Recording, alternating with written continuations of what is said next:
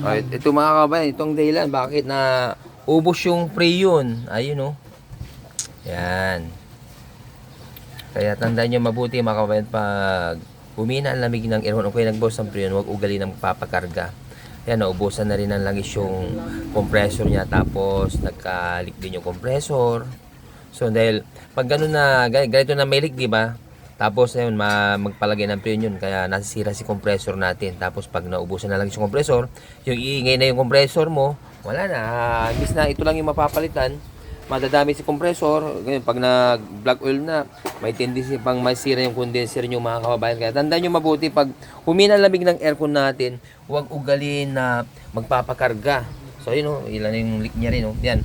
Pag mahinang mo yan, maglilipat-lipat na yan. Kaya ang mabuti, papalitan natin ng bago yan. So dito yan sa Xtarex.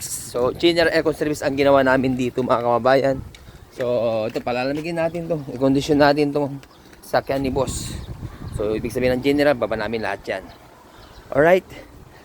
I-condition natin to. Okay, kaya yung mga gusto magpa-ayos dyan, punta lang po kayo dito sa pwesto namin.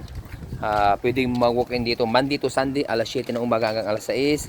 Dito lang sa pwesto namin sa Bangkal, Makati City. Okay, dito sa Malbar yung pwesto natin. Okay, ano po.